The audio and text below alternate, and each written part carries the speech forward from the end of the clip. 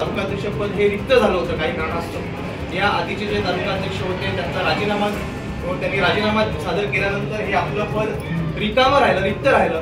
पण काँग्रेस पक्षाने हे दाखवून दिलं की आम्ही तत्काळ आमच्याकडून माणसं जरी गेली तरी पण आमच्या काँग्रेस पक्षाने घडवलेली आणि विचारांनी बांधील असलेली माणसं आणि कार्यकर्ते हे आमच्या पक्षाकडे भरपूर आहेत आणि ही निष्ठेने काम करणारी माणसं आहेत। आणि याच निमित्ताने सन्माननीय श्री मनोजीजी गणोरे साहेब, जिल्हाध्यक्ष प्रफुल्लजी काका पाटील साहेब, गिरीशजी दादा भोईर साहेब आणि सर्व पदाधिकारी यांच्या पुढाकाराने आणि यांच्या सूचनेवर, यांच्या आग्रहाने आणि यांनी सुचवलेल्या नावाप्रमाणे महाराष्ट्र प्रदेश काँग्रेस कमिटीच्या द्वारे आज अधिकृतपणे आमचे मित्र आणि सर्वांना सोबत घेऊन जाणारा व्यक्तिमत्व अशी म्हणून त्यांची तालुक्यात आणि शहरामध्ये ओळख आहे असे व्यावसायिक असलेले आमचे मित्रवर्य श्री स्वप्नीलजी अशोक दादा ठाकरे यांची या तालुकाध्यक्षपदी आज नव्याने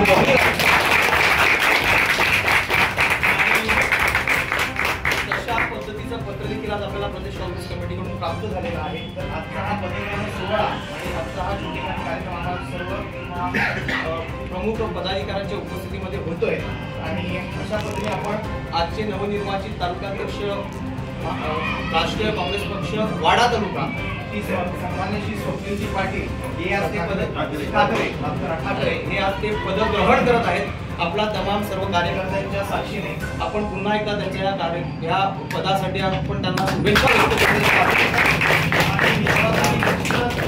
करतो। व्यासपीठ वाड्या तालुक्यातले सर्व काँग्रेसचे ज्येष्ठ नेते, जिल्हा अध्यक्ष, पालघर जिल्हा अध्यक्ष सन्माननीय प्रफुल्लजी पाटील, TDC बँकेचे संचालक निलेशजी भोईर, आमचे राज्याचे सरचिटणीस मनीषजी गणोरे साहेब, शहर अध्यक्ष राजूजी पाटकर, सन्माननीय लोकेशजी पाटील आणि तमाम काँग्रेसचे नेते, तसेच आमचे ज्येष्ठ बंधू राजू वाडिया, कट्टर काँग्रेस समर्थक, हे यांच्या उपस्थितीत आज मला वाडा तालुका तालुका अध्यक्ष दिलेला आहे काँग्रेस पक्षाचा।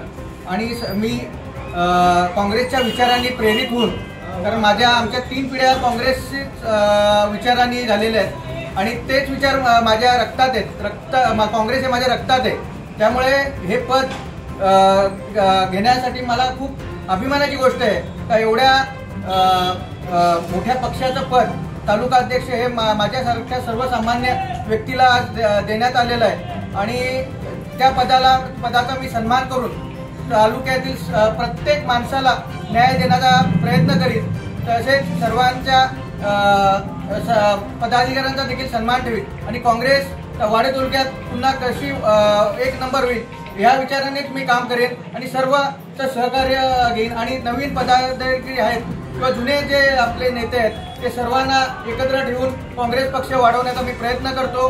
तसेच सन्माननीय राहुल गांधीजी असतील, आपले राज्याचे प्रदेश अध्यक्ष सतपाल साहेब असतील, आपले जिल्ह्याचे नेते काँग्रेसचे नेते मनीष गणोरेजी असतील, तसेच आपले जिल्ह्याचे अध्यक्ष प्रफुल्लजी पाटील, निलेश भोईर यांच्या टावरे साहेब, माजी खासदार सुरेशजी टावरे साहेब यांच्या मार्गदर्शनाखाली काँग्रेस पक्ष वाड्यामध्ये 1 नंबर करण्याचा मी प्रयत्न करीन। एवढे बोलून मी सर्वांना आश्वासन देतो का मला तुमची प्रत्येकाची साथ लागेल आणि मी काँग्रेससाठी त्याचबरोबर इथल्या वाड्या तालुक्याची सेवा करण्याचा प्रयत्न करीन जेणेकरून प्रत्येक व्यक्तीला न्याय आणि सन्मान मिळाला पाहिजे। एवढे बोलून मी माझे 2 शब्द संपवतो। जय हिंद, जय महाराष्ट्र, जय काँग्रेस।